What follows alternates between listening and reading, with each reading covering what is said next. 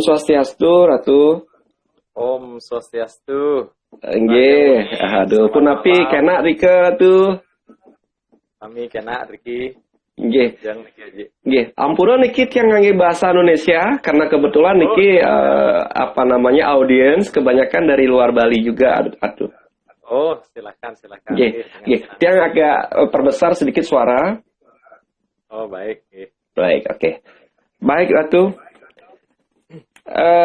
Jadi kawan pecinta Kris, narasumber sudah hadir di hadapan kita dan beliau akan memaparkan. Jadi Ratu, nanti saya berikan waktu 10 menit untuk memaparkan materi, bisa? Oke, bisa. Baik, nah, nanti setelah pemaparan materi, nanti sekitar pukul 21.30 kita akan ada pertanyaan-pertanyaan dari kawan pecinta Kris khususnya. Dan sebelum itu nanti kita akan ada dialog sedikit, nggih. Baik, Ratu. Baik, Ratu. Untuk waktu dan tempat, saya persilakan, Ratu. Makasih sebelumnya. Baik, terima kasih. Sekali lagi saya ucapkan terima kasih kepada moderator Haji Wijaya yang telah memberikan saya kesempatan. Sesungguhnya di sini bukan bermaksud saya untuk menggurui. Saya yakin Bapak Ibu semua yang ada di grup ini adalah orang yang memiliki pemikiran yang luar biasa. Jadi saya di sini lebih pada berbagi, terutama pengalaman. Karena siapapun yang ada di dunia ini pasti memiliki pengalaman unik yang berbeda-beda dalam setiap perjalanan kehidupannya. Seperti apa yang bisa kita proyeksikan pada Kris? Kris memiliki lika-liku seperti apa yang terwujud dalam wujud Kris tersebut. Itu artinya lika-liku tersebut menunjukkan setiap manusia memiliki perjalanan dan lika-liku kehidupan yang tidak pernah sama. Walaupun dalam satu keluarga, apalagi kita menyebut tentang karma. Dalam satu keluarga, walaupun kita hidup dengan istri, anak, cucu, atau siapapun yang kita ajak berdampingan, karma kita tidak akan pernah sama. Mungkin sejenis iya, tetapi secara spesifik, perjalanan karma kita tidak akan pernah sama. Nah, terkait tentang Kris, bagaimana Kris ini mampu menggugah self-awareness kita. Self-awareness adalah kesadaran diri. Kalau kita sudah menyadari apa yang ada dalam diri kita, terutama dalam internal diri kita, maka orang tersebut, kalau dalam bahasa psikologisnya dibilang ease, tenang dalam internal dirinya. Kris, kebanyakan yang senang adalah para kolektor, terutama penghobi. Kalau kita sudah mengatakan hobi, berarti kita menyenangi. Berarti kita memiliki rasa terhadap benda yang kita anggap memiliki pemicu semangat dalam internal diri kita. Ada 3 hal yang bisa saya proyeksikan dalam Kris. Kalau dilihat dari sudut pandang visualisasi, saya yakin para pecinta Kris di sini, ketika melihat bentuk dari Kris tersebut, apalagi melihat ukirannya, apalagi melihat lekukan yang begitu indah, dari sudut pandang visualisasi, ketika manusia melihat sesuatu hal yang bersifat indah, maka apa yang dilihatnya itu akan mampu memicu perasaan yang memberdayakan.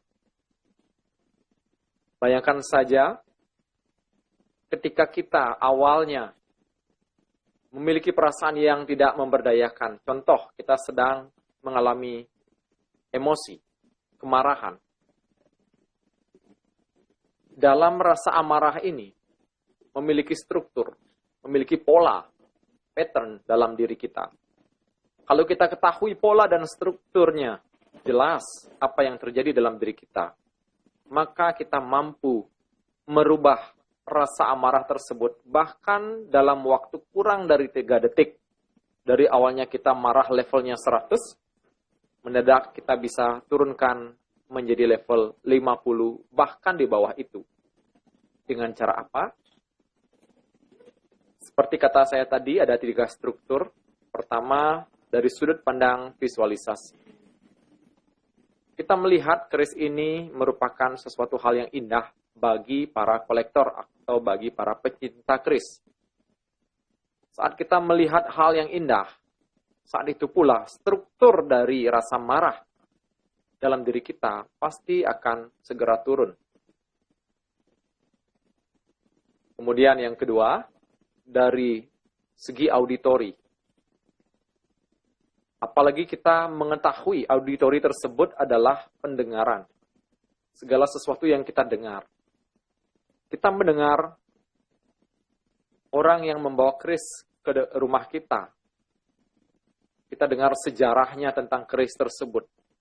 Begitu penuh hal-hal sakral. Begitu penuh hal-hal magis. Dari awalnya kita marah saat mendengar cerita bahwa keris ini memiliki sejarah yang luar biasa. Maka saat itu mampu menurunkan tensi amarah kita dari level 100 juga akan mampu turun menjadi level 50 bahkan di bawah itu. Kemudian yang ketiga dari segi perasaan. Saat kita memegang keris tersebut. Apalagi beberapa orang yang memang peka. Setelah mendengar sejarah dari mana datangnya dan bagaimana cara memproses keris tersebut. Baru hanya memegang saja, ada getaran-getaran dalam dirinya. Itu mempengaruhi pola kinestetik kita. Pola rasa di dalam diri kita. Sehingga pada saat kita merasakan suatu getaran, memegang keris tersebut. Merubah dari awalnya kita emosi, dari awalnya kita marah, tahu-tahu rasa amarah ini tertimpa dengan getaran pada saat kita memegang keris tersebut. Dari sana, rasa emosi, rasa amarah bisa kita take down, turunkan dari levelnya, tertinggi menjadi ke level yang terendah. Nah, oleh sebab itu, 3 hal ini yang sangat penting sekali kalau kita kaji dari segi psikologis, dari segi ilmu neurolinguistik, semua hal yang ada dalam dunia ini memiliki struktur dan pola yang mampu merubah perasaan diri manusia dari awalnya tidak memberdayakan menjadi perasaan yang sangat memberdayakan. Itulah yang disebut dengan self-awareness, kesadaran. Kita sadar dengan apa yang kita lihat, dan kita sadar bahwa yang kita lihat itu adalah lekukan keris yang sangat indah sekali, sangat cantik, apalagi ukirannya yang sangat luar biasa, membawa nilai seni, sehingga apa yang kita lihat tersebut mampu menggugah dari perasaan yang tidak memberdayakan menjadi perasaan yang memberdayakan. Kemudian yang kedua, yang ulangi sekali lagi. Kita mendengar sejarah dibuatnya keris tersebut. Apalagi kalau kita mengetahui sejarahnya dari Empu Gandring. Segala potensial, segala wiweka, segala proyeksi kesadaran itu muncul pada saat beliau membuat keris tersebut. Kesadaran itu datang dari pertama namanya belief. Beliau yakin ketika beliau memproyeksikan apa yang hendak dibuatnya dengan penuh keyakinan dan belief system yang tinggi. Maka belief system ini akan memunculkan sesuatu yang namanya frame. Membingkai bahwa keris yang dibuatnya itu adalah keris yang memiliki kekuatan yang sangat luar biasa. Nah, dengan beliau membingkai dan memaknai keris yang bersifat luar biasa ini, kemudian beliau ceritakan. Nah, di sini beliau memakai sistem auditori. Beliau ceritakan bagaimana proses dibuatnya. Beliau menceritakan dan beliau memancing visualisasi orang yang akan diberikan kerisnya tersebut. Bahwa pada saat dia membuat keris tersebut, ada suatu momen-momen, terutama dari segi perasaan dan belief system yang dimiliki oleh Empu Gandring ini, sedang bekerja maksimal, dipengaruhi oleh alam gaib, bahkan dipengaruhi oleh energi-energi di luar batas diri seorang manusia. Karena yang menerima keris ini mendapatkan sugesti yang begitu luar biasa, maka alam bawah sadar dari orang yang menerima keris yang diberikan Empu Gandring ini menyetujui apa yang diceritakan Empu Gandring. Sehingga apapun yang ada potensial dalam diri seorang yang menerima keris Empu Gandring ini akan keluar sepenuhnya berdasarkan sugesti yang diberikan Empu Gandring tersebut. Jadi di sini intinya, saya ulang sekali lagi untuk mengingatkan Bapak Ibu sekalian, bagaimana keris bisa mempengaruhi faktor awareness kita. Yang pertama dari sudut pandang visualisasi, keindahan lekukan keris tersebut, keindahan ukir-ukirannya, keindahan gagangnya yang diukir, apalagi yang ketahui Aji Wijaya ini sering memposting gagang-gagang keris yang begitu indah sekali. Yang pun biasanya terkesima, wow luar biasa. Dari gading yang diukir sedemikian rupa sangat luar biasa sekali. Nah kemudian sudut pandang yang kedua yaitu auditori. Kita mendengar cerita bagaimana dibuatnya keris tersebut. Kemudian yang ketiga, dari sudut pandang kinestetik. Saat kita memegang keris yang berasal dari cerita yang sangat mistis, cerita yang penuh dengan unsur gaib, cerita yang penuh dengan kesakralan, maka itu akan menggugah perasaan kita.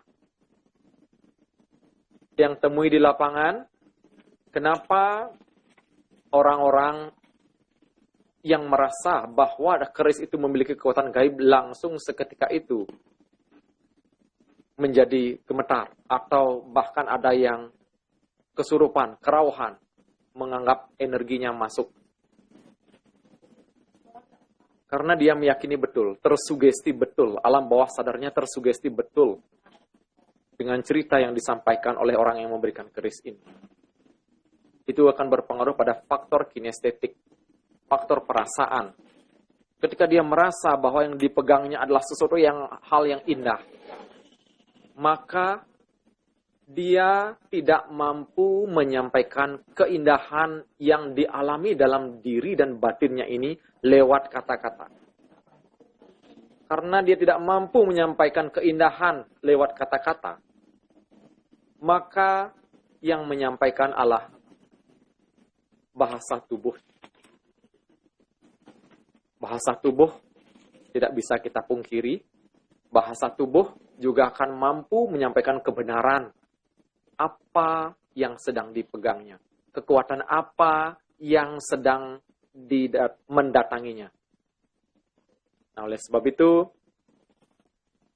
sekali lagi, ternyata selama ini yang menelusuri tentang bagaimana sih benda-benda sakral, terutama keris tersebut, kenapa mampu meningkatkan self-awareness? Karena keris memiliki daya sugesti yang mampu menggugah bawah sadar manusia, meningkatkan semua potensi-potensi yang ada dalam diri manusia menjadi bangkit, sehingga apapun kekuatan dalam keris itu bisa diluapkan dalam bentuk bahasa tubuh orang yang sedang memegang. Baik, sampai di sini. Yang lanjutkan ke moderator, apakah yang terlalu banyak tadi? Yes, cukup.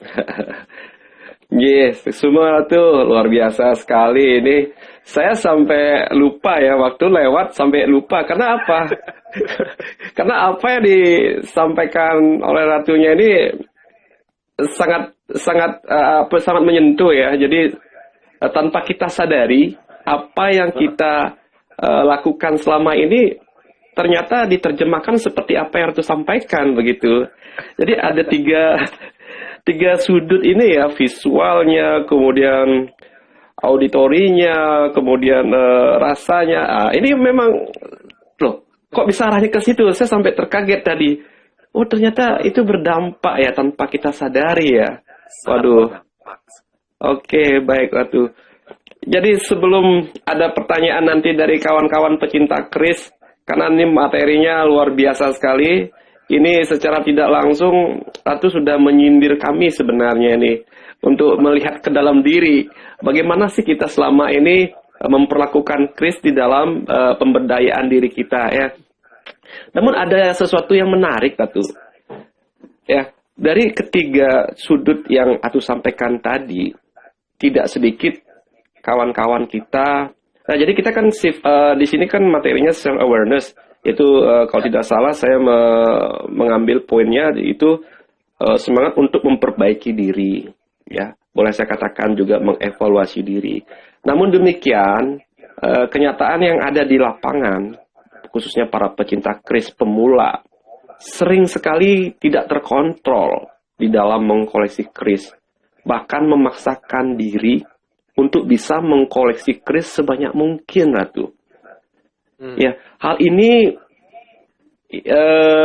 sangat mengganggu, terutama bagi pecinta keris atau pemula yang kondisi keuangannya yang terbatas. Ya, karena kita mengetahui kondisi keuangan terbatas karena harga atau nilai dari sebilah keris cukup variatif ya. Dan terkadang di sini mereka lepas kontrol, akhirnya guna dapat memenuhi keris yang menjadi keinginannya, dia harus mengorbankan keuangan keluarganya.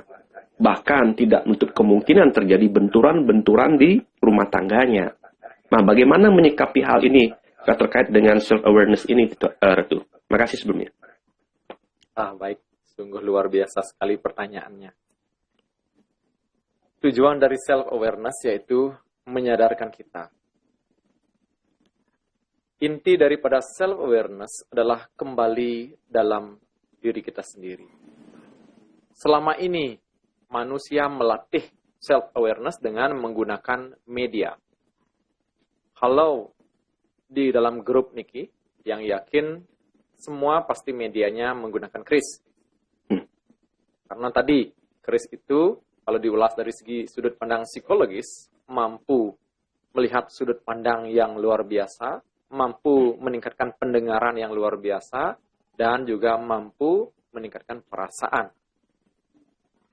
Nah, menyikapi daripada pencinta keris yang pemula, pertama-tama yang harus disadari di sini, Anda harus tahu untuk apa sebenarnya keris yang sedang saya miliki ini.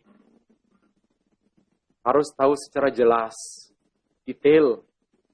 Karena banyak juga di luar sana kolektor yang membeli keris, mohon maaf, dengan membabi buta, asal beli saja.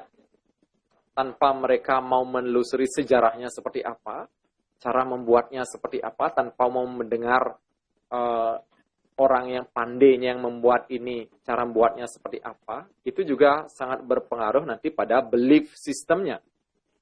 Belief system. Ya, kalau belief system ini sudah terbangun dengan baik, kita mengetahui keris itu dibuat oleh seorang pandai yang memiliki tingkat spiritual yang tinggi.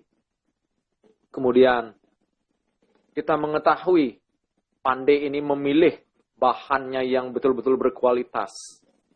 Dia mencari bahan-bahannya tidak main-main.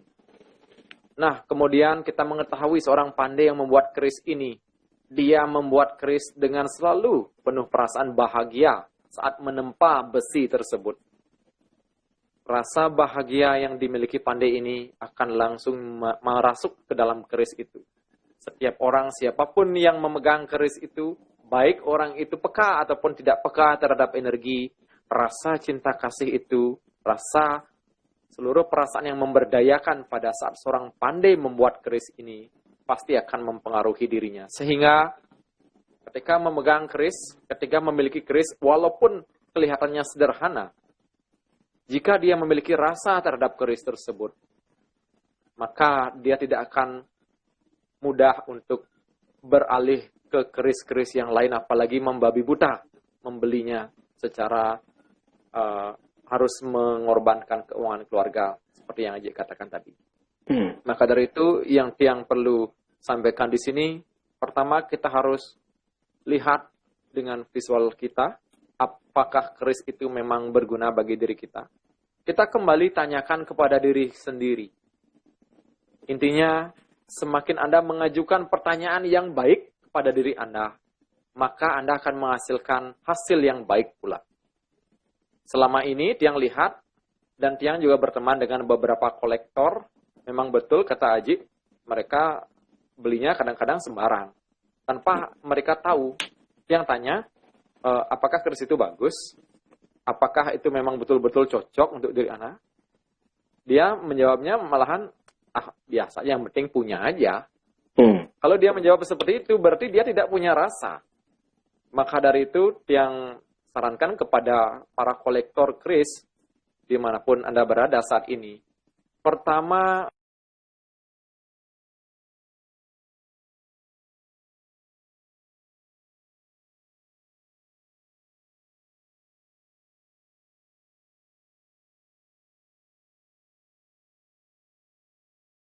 sangat menarik dan pemaparan beliau ini oke, Ratu silakan Ratu. oh maaf tadi kayaknya Iya, keputus sedikit Ratu. gangguan sinyal, nggih. Nah, Lanjut, Ratu. ulangi sekali lagi. Yang pertama, kita harus bertanya dalam diri kita. Apakah keris ini betul-betul cocok untuk diri saya? Kedua, apakah keris ini betul-betul berguna baik bagi diri saya? Dan bila perlu, keris ini bisa meningkatkan kesadaran saya. Bila perlu, keris ini apakah betul-betul bisa meningkatkan finansial saya? Apakah keris ini betul-betul bisa meningkatkan kualitas hidup saya ketika memiliki hal ini? Itu yang harus kita pertanyakan jelas. Ketika kita tidak bertanya, seringkali ujung-ujungnya kita selalu mengatakan, ini cuma koleksi doang. Ntar kalau ada yang beli, saya jual lebih mahal. Ini cuma sekedar punya aja. Nah, nanti supaya kita mampu mengetahui kalau kita memiliki keris, ketika kita bertanya dengan pertanyaan-pertanyaan tadi, kita jadinya punya rasa terhadap keris tersebut. Seperti itu, Ji. Baik, terima kasih Ratu. Satu pertanyaan lagi sebelum kawan-kawan saya perkenankan untuk membuat pertanyaan ya. Menurut Ratu, bagaimana proses peningkatan kesadaran kita atau dengan melihat visual, auditori, kemudian rasa itu. Nah, menurut Ratu, bagaimana sih prosesnya sehingga self-awareness ini mampu meningkatkan kualitas hidup kita, Ratu? Baik, pertanyaannya sangat luar biasa sekali. Nah, di dalam ilmu psikologis, seorang manusia memiliki 15 prinsip dasar dalam hidupnya. Salah satunya yang terbaik menurut Yang, manusia memiliki sifat yang sangat fleksibel. Maka ketika manusia memiliki sifat yang fleksibel ini, manusia tersebut akan mampu menguasai sistem dan mengontrol sistem apapun. Jadi, selama ini yang membuat self-awareness kita atau kesadaran kita berkurang, yaitu ego. Kita selalu ingin menunjukkan bahwa kitalah yang terbaik. Padahal, kita juga harus sadar, prinsip dasar manusia, yaitu setiap manusia memiliki pola pandang dan sudut pandang yang berbeda terhadap bagaimana mereka menilai dunia. Jadi, kita di sini yang paling harus kita sadari, jangan kita selalu melihat dan mengajukan apa yang benar menurut kita. Kita juga harus melihat apa yang orang lain, dari sudut pandang orang lain terhadap diri kita. Nah, itu adalah salah satu cara untuk mengekang ego. Ada juga namanya asosiasi dan disasosiasi. Ketika kita menjadi asosiasi, yaitu kita mengalami langsung kejadian yang sedang terjadi dalam hidup kita. Misal, kita sedang bermasalah. Saat kita mengalami masalah, itu namanya asosiasi. Kita betul-betul mengalami perasaannya, feelingnya, emosinya, kekecewaannya. Itu namanya asosiasi.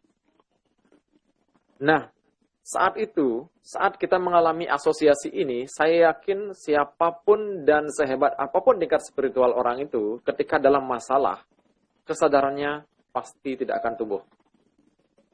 Untuk meningkatkan kesadaran, salah satunya yaitu dengan disasosiasi. Kita memproyeksikan diri kita sebagai seorang penonton yang sedang melihat diri kita sedang dalam masalah. Sama halnya seperti pemain sepak bola. Pemain sepak bola di lapangan bekerja keras, lari sana, lari sini, berpikir bagaimana strategi untuk mencetak gol. Nah, kemudian, para penonton, kita mendisasosiasikan diri kita sebagai seorang penonton.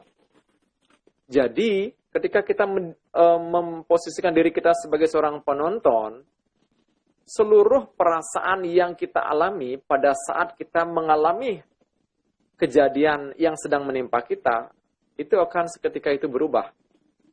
Karena kita menjadi seorang penonton. Kita tidak mengalami rasanya. Walaupun memang kita betul-betul sedang berhadapan dengan masalah itu.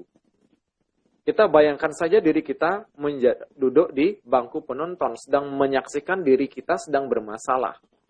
Dengan merubah posisi diri saat itu, dari asosiasi ke disasosiasi, saya yakin dari awalnya emosi Anda yang levelnya 100%, itu akan segera turun bahkan sampai 40-30%. Nanti Bapak Ibu di sini bisa praktekkan itu, asosiasi, disasosiasi.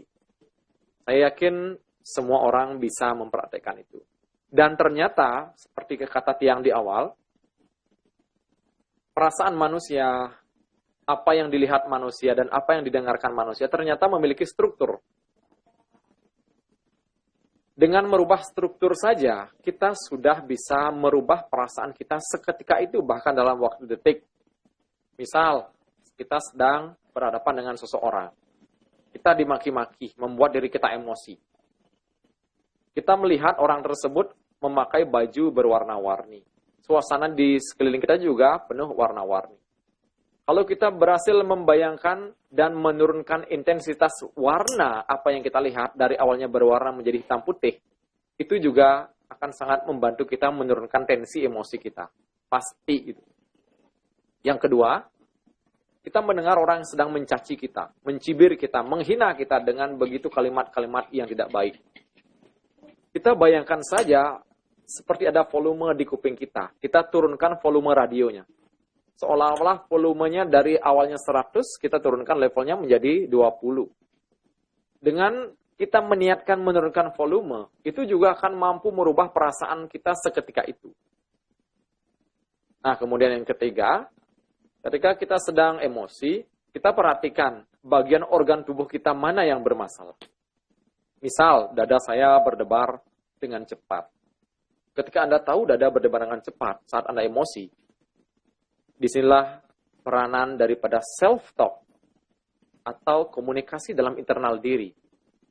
Kita segera lakukan komunikasi dengan internal diri. Dadaku, pelan-pelan aja. Dadaku, pelan-pelan aja. Dadaku, pelan-pelan aja. Dadaku, pelan-pelan aja. Berulang-ulang. Saya yakin dengan seperti itu, bawah sadar kita menangkap untuk segera menurunkan intensitas getaran daripada dada Anda. Saya yakin pada saat itu, perasaan Anda pasti akan berubah dari awalnya tidak memberdayakan, pasti akan turun. Berubah menjadi perasaan yang memberdayakan. Seperti ini, Kaji. Berarti kalau tidak salah saya menangkap polanya dikaitkan dengan keris. Jadi ketika kita hobi, ya hobi itu terkait dengan kesenangan, ya, rasa senang, rasa bahagia. Nah, ketika kita dalam kondisi stres, suntuk, tentunya tidak akan mudah bagi kita di dalam mengambil suatu keputusan-keputusan. Ya, tidak menutup kemungkinan kita dalam keadaan gelap. Oleh karena itu, hobi ini sangat penting sekali di dalam memberikan pencahayaan atau kecerahan bagi perasaan dan pikiran kita itu. Karena apa? Karena ada rasa yang akan menunjang, ataupun dari visualnya, auditorinya, kemudian rasa ini akan membantu kita di dalam membuka atau merubah suasana hati kita atau pikiran kita. Begitu ya, Artu? Kalau tidak salah saya menangkap. Betul. Itulah. Oke. Baik, terima kasih. Oke, Ratu, ini ada pertanyaan dari kawan-kawan. Kita akan bacakan. Ya.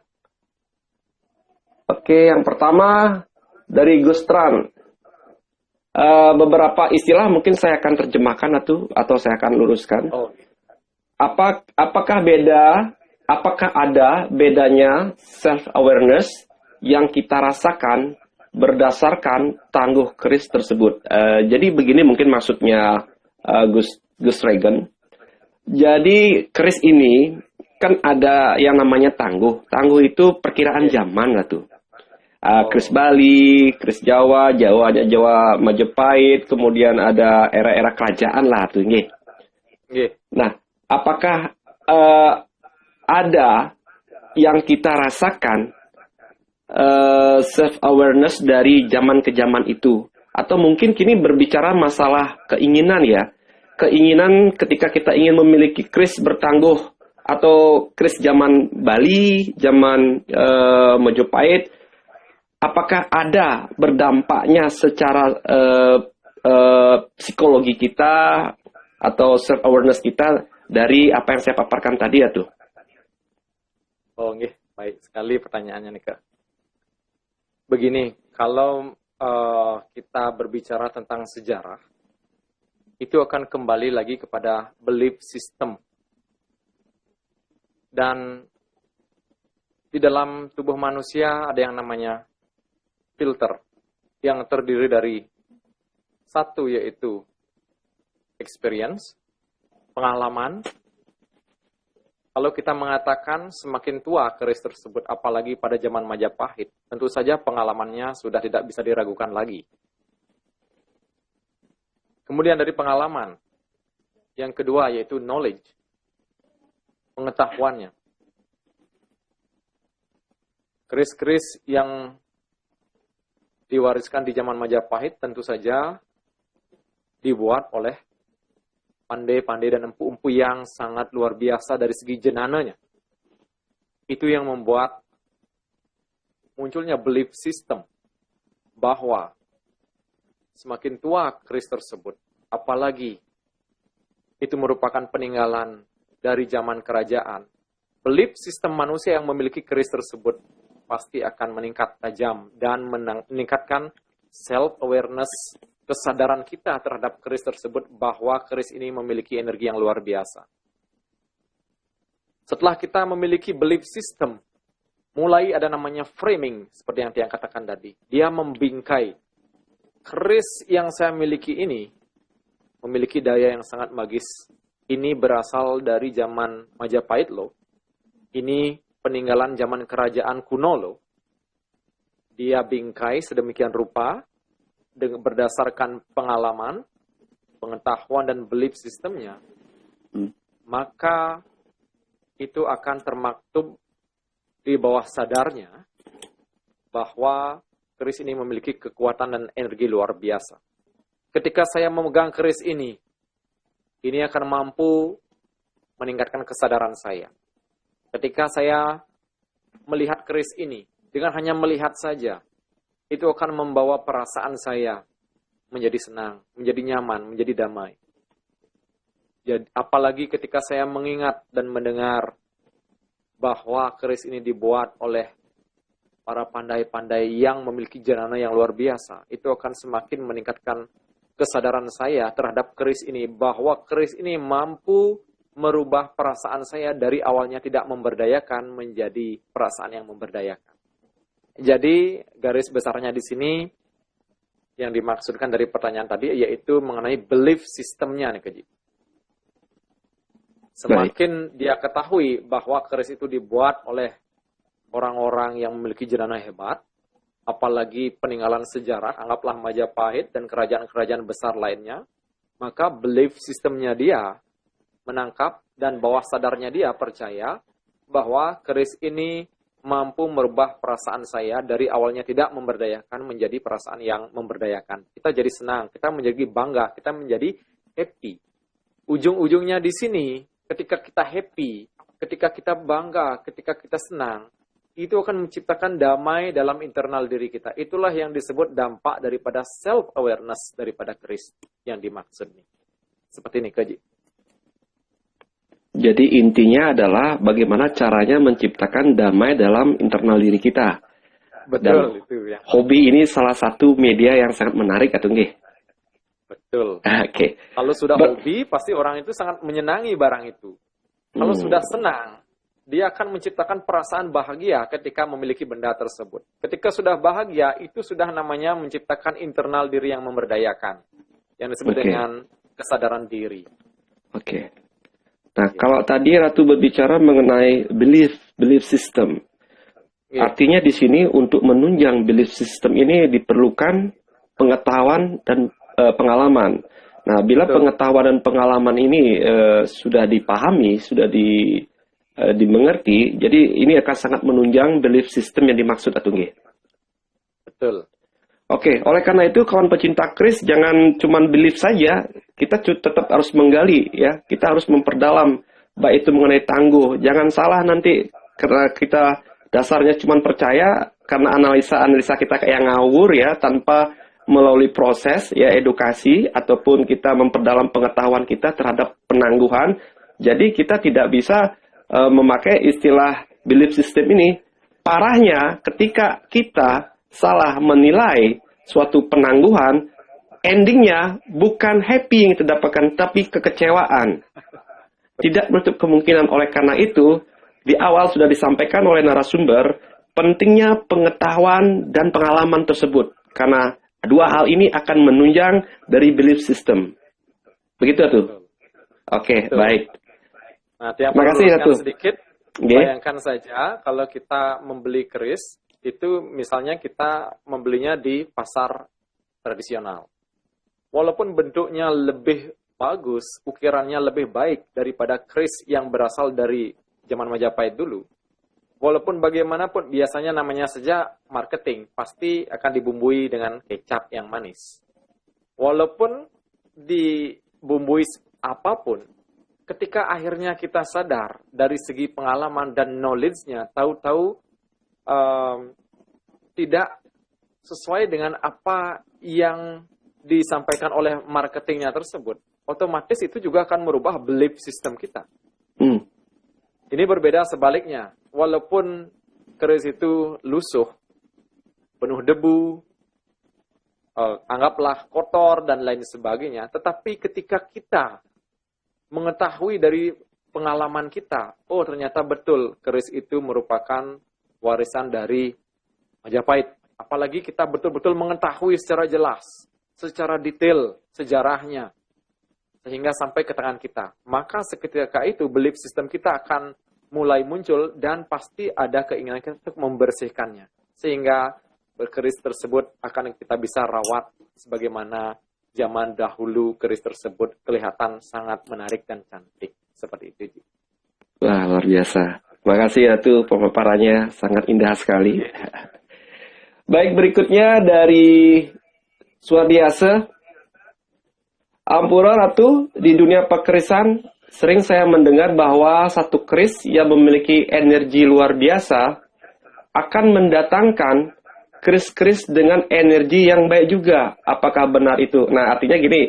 Jadi ada istilahnya kita kris yang memiliki energi yang besar ini bisa menarik kris-kris yang lain yang memiliki energi yang mungkin serupa tuh. Kira-kira bagaimana menurut Atu kalau kita berbicara energi sedikit? Nah, pertanyaannya sangat luar biasa sekali. Nah, sekarang dia akan ulas hukum kekekalan energi. Nah, di fisika kuantum disebutkan, energi hanya akan bertemu dengan energi yang sejenis. Betul sekali. Ketika kita memiliki keris yang memiliki energi yang luar biasa, otomatis keris itu juga akan mendatangkan keris-keris lain yang bersifat atau energinya sejenis. Walaupun tidak sama betul, tetapi yang sejenis pasti juga akan datang satu persatu. Sama halnya ketika kita merasa senang, merasa damai, penuh dengan ketenangan. Bahkan tanpa kita sadari, yang datang ke rumah kita adalah orang-orang yang terbaik. Orang-orang yang memiliki rasa perasaan yang hampir sama dengan apa yang kita rasakan. Dan bayangkan juga ketika kita memiliki perasaan yang tidak baik. Ketika kita menyebar kebencian, kita senang menggosipkan orang, memfitnah orang, otomatis besok-besoknya kita pun akan dibicarakan, digosipkan dengan apa yang kita telah lakukan kepada orang lain tersebut. Hukum kekekalan energi sudah pasti berkata bahwa energi akan bertemu dengan energi yang sejenis. Ini sifat dasarnya hukum kekekalan energi. Seperti ini Ji. Wah, saya jadi heran sama Ratu nih, memahami ilmu energi juga ini. Jadi pengalaman luar biasa sekali Ratu. Jadi nggak salah kita memilih narasumber nih. Karena Chris pelajaran pada SMA itu, Ji, pada pelajaran fisika SMA kelas 2. Pada saat SMA dulu, Tiang ingat seketika mendapat pelajaran fisika, kimia, matematika, Tiang selalu loncat pagar, bolos.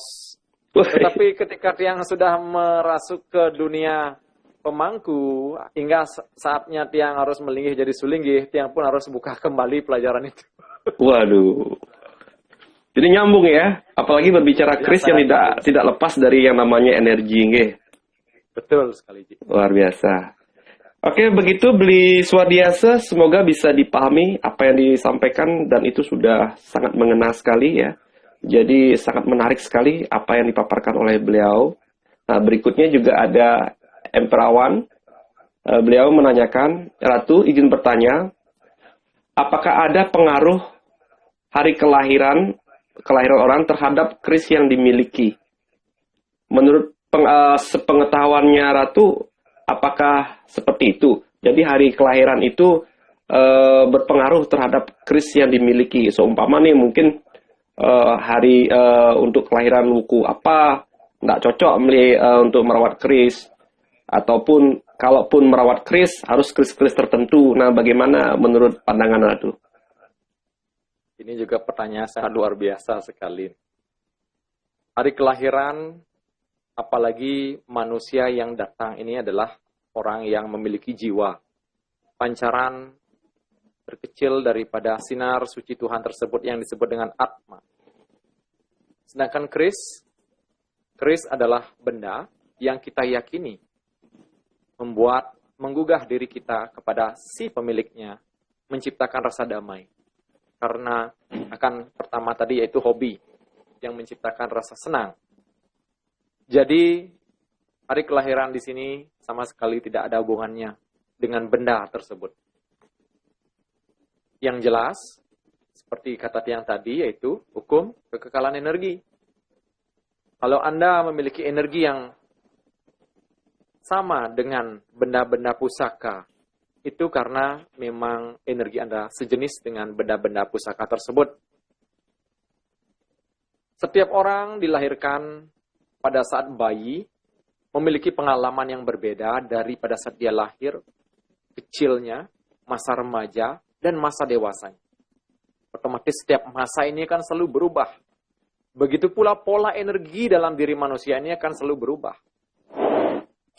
Jadi di sini sebenarnya tidak ada istilah Kalau saya lahir di Wukuwayang, saya lahir di Gumbreg, saya lahir di ini itu tidak ada kaitannya, tidak boleh akan memelihara keris, tidak boleh merawat keris, hanya keris-keris tertentu.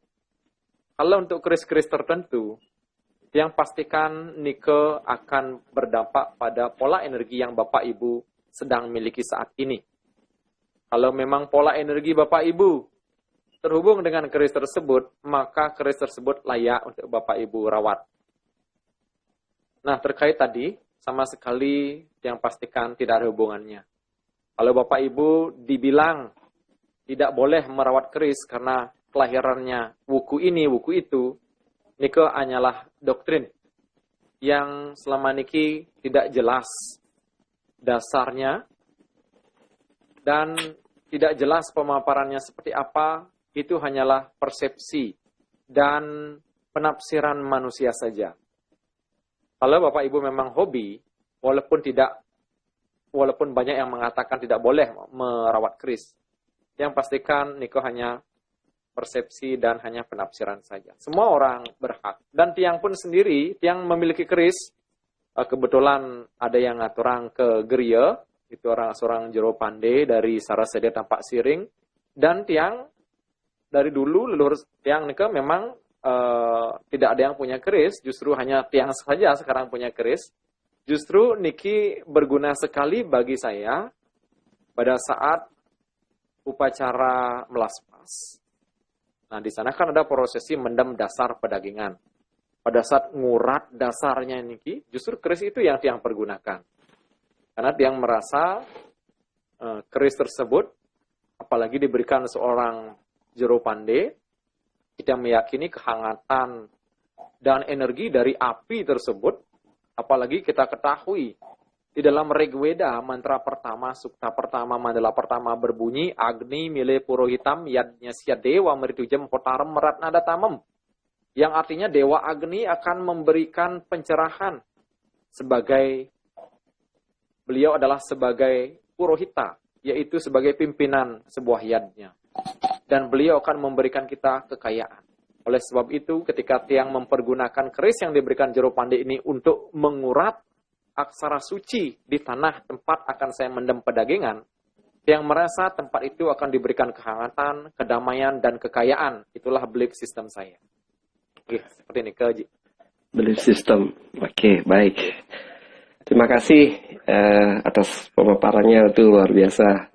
Sangat indah sekali ya. Jadi kembali ke belief system. Jadi ini kata belief system nih masuk terus nih, belief system. Luar biasa. Oke, Ratu. Berikutnya ada juga pertanyaan. Ini kayaknya pertanyaan ini mirip dengan pertanyaan sebelumnya dan sudah dijawab. Tapi tidak ada salahnya, barangkali bisa ditambahkan nanti oleh Ratu. Nawagan Ratu, sapunapi menyikapi. Ini menyikapi ya. Yening wenten Ratu Lingsir mempercayakan keris buatan Kamardikan atau prosesan sebagai keris tua. Apakah Nike bisa menurunkan awareness? Jadi begini, di masyarakat tidak menutup kemungkinan sering kita temukan adanya suatu keyakinan dari bisikan barangkali dari orang-orang di sekitarnya untuk mempercayai sesuatu keris. Jelas-jelas keris ini sudah tampak, keris-keris baru dikemas demikian rupa sehingga tampak tua, Ratu. Sehingga orang yang tidak paham keris tersebut terpengaruh dengan apa yang disampaikan oleh orang-orang di sekitarnya untuk meyakini bahwasanya keris itu adalah keris tua. Bahkan ini dipercaya oleh, mohon maaf ini para penglingsir kita juga, ya, baik itu para penglingsir kita juga. Ini karena mungkin ketidakpahaman beliau cuma belief terhadap lingkungan atau orang-orang yang di sekitar kita. Nah, apakah hal ini bisa dikatakan menurunkan awareness menurut Atu? Oh, baik. Pertanyaannya sangat baik sekali.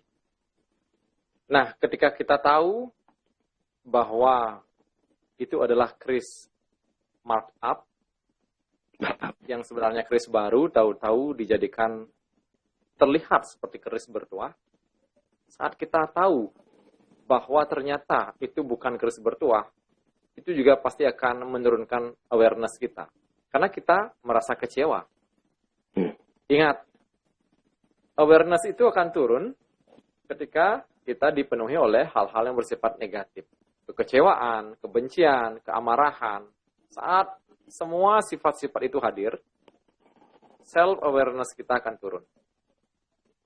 Maka dari itu, sebelum memutuskan untuk memiliki kris, apapun yang Anda dengar di luar sana, ada 4 filter sistem yang harus diketahui. Harus disaring dulu sebelum kita merujuk ke masalah belief system. Seperti yang telah Tiang paparkan tadi.